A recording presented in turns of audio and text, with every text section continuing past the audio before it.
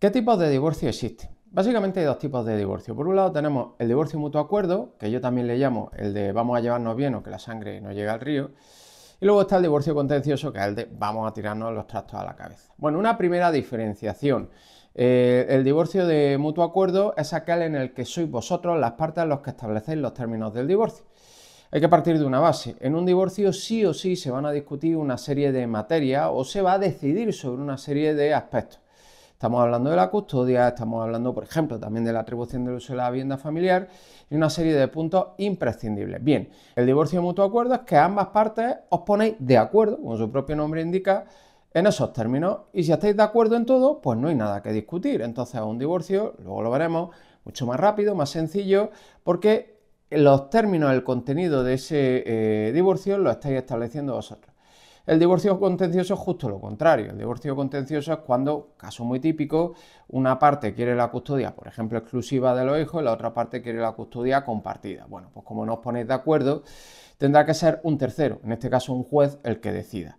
Y es un divorcio de vamos a tirarnos los trastos a la cabeza porque para que un juez decida hay que convencerlo y para convencerlo generalmente se aportan, se realizan un conjunto de pruebas que derivan en que, por desgracia, los progenitores suelen sacar, bueno, pues todas esas miserias, que al final todas las relaciones tienen su miseria, suelen sacarlas a la luz y suele suponer un claro desgaste para las partes. Vamos a analizar uno y otro. En primer lugar, el divorcio de mutuo acuerdo. El divorcio de mutuo acuerdo, como he dicho, es que ambas partes os ponéis de acuerdo, pero las palabras se las lleva el viento. Entonces, ¿qué ocurre? Lo primero que hay que hacer es coger un convenio regulador. ¿Y qué es eso de un convenio regulador? Un convenio regulador en realidad es un documento privado.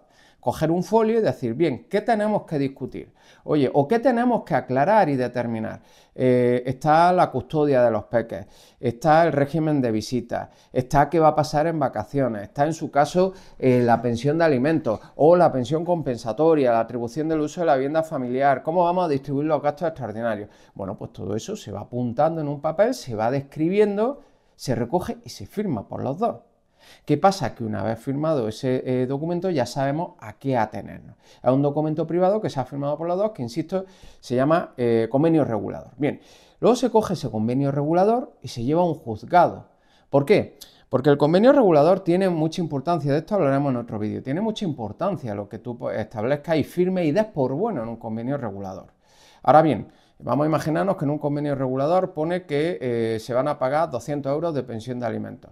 Si eso no ha llegado a un juzgado, si no se ha homologado por un juzgado, la parte que es acreedora de esa pensión de alimentos no puede ejecutar la sentencia. Sí, habrá un documento privado que, insisto, tiene su importancia, pero no se puede ejecutar la sentencia. De ahí que sea esencial que una vez se ha firmado ese convenio regulador, hay que partir de una base que si ambas partes están de acuerdo no tiene sentido quedarse ahí, lo normal es, ya que se hace la gracia, se hace entera, ¿no? Se hace completa, es llevarlo a un juzgado a través de una demanda. Por cierto, en esa demanda es necesario, imprescindible legalmente que intervenga al menos un abogado, muchas veces intervienen dos, pero al menos un abogado.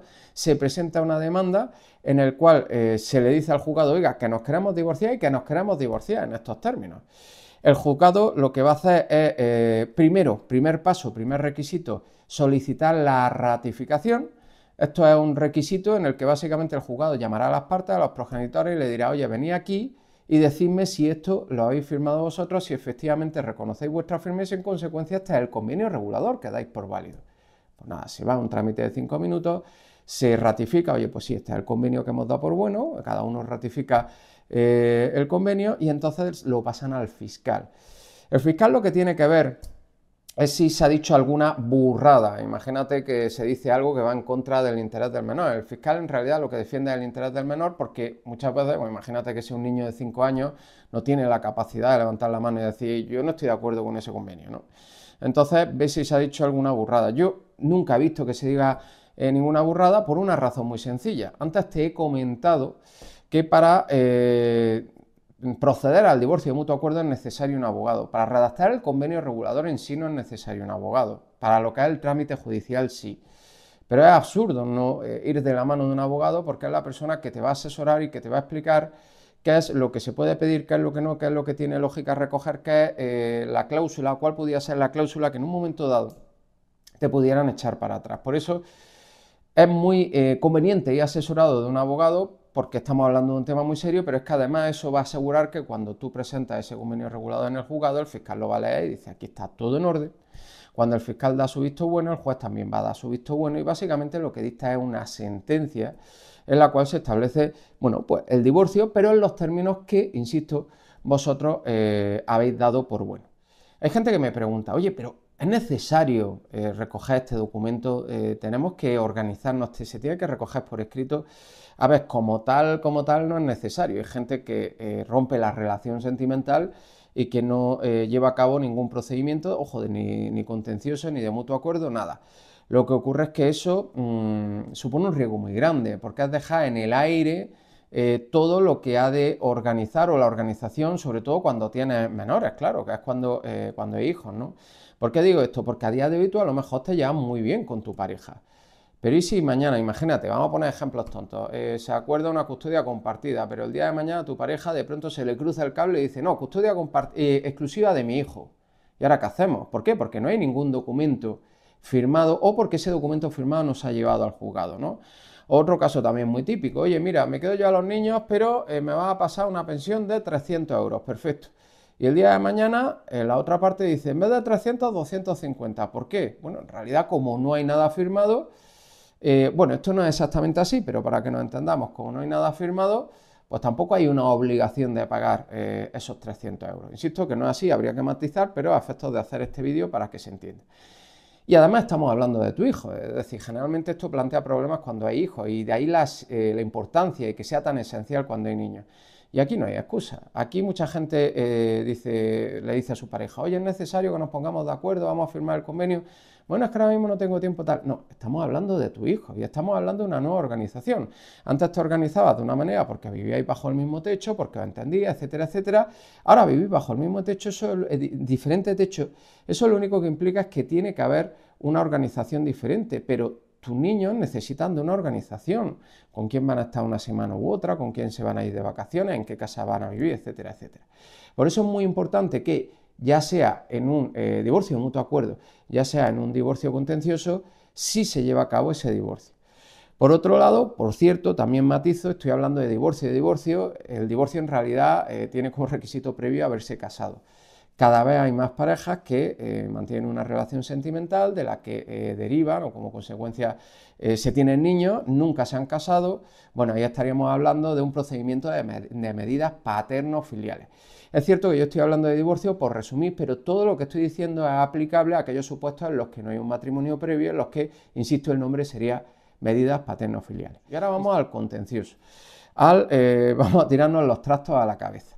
Bueno, pues ¿en qué consiste esto? Muy sencillo. Yo me quiero divorciar y la otra parte, por lo que sea, echa balones fuera, un caso muy típico. O no es que eche balones fuera, pero yo planteo unos términos y la otra parte dice que no. Oye, pues yo considero que con lo que tú ganes, si me voy a quedar a los niños, la pensión lo lógico sería que fuera de 300 euros. Y la otra parte te dice, de 150 no sube. Y la dos dijo, pues que decide un tercero, que es el juez, y que hay un procedimiento que permita a cada uno expresar su argumento. Oiga, ¿por qué usted considera que se tiene que pedir A y el otro considera que se tiene que pedir B? Que cada uno lo exponga y que el juez el día de mañana decida, ¿no? Entonces, ¿eso qué implica? Pues implica que uno presenta una demanda, una de las partes presenta una demanda, la otra parte contesta. Una pregunta muy típica, oye, ¿qué pasa si él me demanda antes de que yo lo demande? No pasa nada, muchas veces las demandas son cruzadas, a veces uno demanda y el otro contesta, no pasa nada. Es decir, quiero decir, cuando uno demanda expone su argumento y en la contestación se expone por la otra parte. Pero es que la otra parte a lo mejor ha presentado también su demanda por su cuenta, luego se acumulan los procedimientos. Lo que hay que tener en cuenta es que como hay una disparidad de criterios, cada parte los va a argumentar, porque consiste en eso, argumentar a través de las diferentes pruebas y de los diferentes motivos o justificaciones que tenga, el por qué considera que él lleva razón. Bien, él o ella, entiéndase. Entonces, ese procedimiento va a derivar en un juicio. Una vez se ha presentado la demanda, la contestación de la demanda, también pudiera haber reconvención, pero para que nos entendamos, cada parte argumenta lo que estima conveniente y tiene la oportunidad de oponerse a lo que diga la otra parte, y eso deriva en un juicio. Bien, ¿qué consiste esa vista? Pues básicamente que todo lo que se ha dicho en la demanda y en la contestación de la demanda se expone verbalmente, se lleva las diferentes, o se realizan, se practican las diferentes pruebas, testigos, periciales, etcétera, etcétera, lo que pueda haber, ¿no? Y el juez va escuchando a uno y a otro y conforme a lo que escuche, concluirá. Bien, hay que tener en cuenta que pruebas muy típicas o casi consustanciales de este tipo de procedimientos son, primero, el equipo psicosocial, es decir, si se está discutiendo la custodia, va a haber un equipo psicosocial formado por psicólogos y trabajadores sociales que van a entrevistarse con el papi, con la mami, incluso le van a hacer también el correspondiente informe a los menores, aunque sean muy pequeños, ¿de acuerdo? A efectos de determinar, porque un papi y una mami puede decir yo quiero la custodia de los niños, pero luego a lo mejor el equipo psicosocial dice este señor o esta señora no tiene la capacidad, ¿no? Bien, por un lado tenemos ese informe del equipo psicosocial. Y otra prueba que también suele preocupar mucho, y de todo esto también haré diferentes vídeos, es la de la exploración del menor. Cuando se discute la custodia, en muchas ocasiones, pues también se valora la opinión del menor, en concreto cuando tiene 12 años o más, y en la práctica de 10 años para arriba. Insisto, de 12 años en adelante seguro y de 10 años a 12, dependiendo de la madurez o dependiendo del juzgado o el juez que él si lo considera conveniente o no. Bien, esa exploración del menor, una entrevista al niño, niña o a los hijos que se tenga a efectos de saber cuál es su opinión. De todo esto hablaremos en alguna otra ocasión. Lo que diga el niño o la niña no tiene por qué ir a misa, pero sí puede tener su relevancia. Y se practican las diferentes pruebas.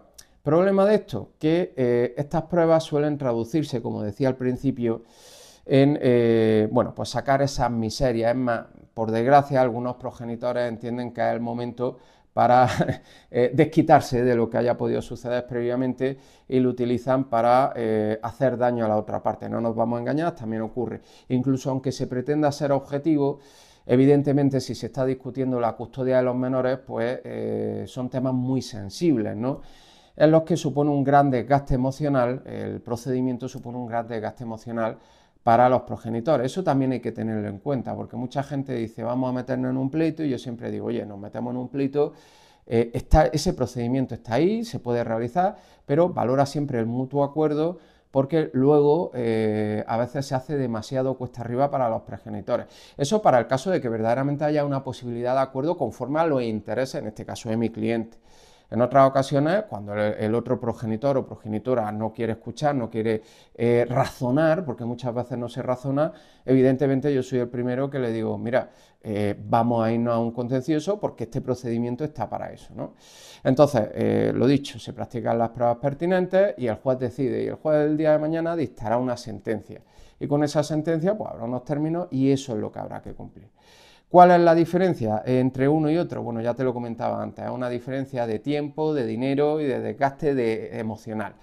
¿Tiempo? ¿Por qué? Pues porque un divorcio de mutuo acuerdo con un poco de suerte te dura unos 3-4 meses, dependiendo también de la provincia. Evidentemente en Madrid suele haber más o suelen tardar más las cosas que en Granada, que es la provincia donde yo estoy. Por cierto, estamos hablando de divorcio de mutuo acuerdo en los juzgados, porque pudiera ser un divorcio de mutuo acuerdo cuando no hay hijos o cuando ya son mayores de edad notarial, entonces ahí es que por poder en 2 semanas puede estar divorciado. Pero cuando hay hijos, que es el caso supuesto, en esos divorcios de mutuo acuerdo o, insisto, medidas paterno-filiales de mutuo acuerdo, suelen tardarse de 3 a 4 meses y el coste económico suele ser menor, entre otras cosas porque es necesario solo un abogado, a lo mejor no es necesario llevar 2 y porque el procedimiento en sí es más sencillo, que no es que sea sencillo, pero es más sencillo. Un divorcio contencioso justo lo contrario, es más tiempo, perfectamente te puede durar un año entre que te divorcias, ahí tendríamos que analizar la posibilidad de medidas coetáneas, medidas provisionales o medidas provisionalísimas, pero bueno, para que nos entendamos, un año. Y el coste económico va a ser mayor, cada uno va a tener su abogado, su procurador, el procedimiento es más complicado y suele suponer un alto desgaste emocional, ¿de acuerdo? Entonces, partiendo de la base, además, que te divorcias o no te divorcias, si se produce la ruptura de una relación sentimental, de un proyecto de vida, evidentemente las partes lo pasan mal. Aunque estés de mutuo acuerdo, quiero decir, las partes lo pasan mal, pues imagínate si a esa hoguera le echas más fuego, que es ponerte a discutir y ponerte a echarle en cara a la otra parte cosas mal que ha hecho para poder justificar o alegar si la custodia o si la pensión de alimentos, etcétera, etcétera. ¿De acuerdo? Bueno, pues principalmente esas son las diferencias entre divorcio contencioso y divorcio de mutuo acuerdo, que insisto, son los dos tipos de divorcio que existen. En otros vídeos haré vídeos concretos donde hable de los divorcios el divorcio contencioso, entraré más a detalle, el divorcio de mutuo acuerdo, aparte de que tiene short por ahí donde voy explicando detalles concretos. Bueno, ya lo sabes, para cualquier cosa que necesites, Pablo Romero, mi abogado de confianza.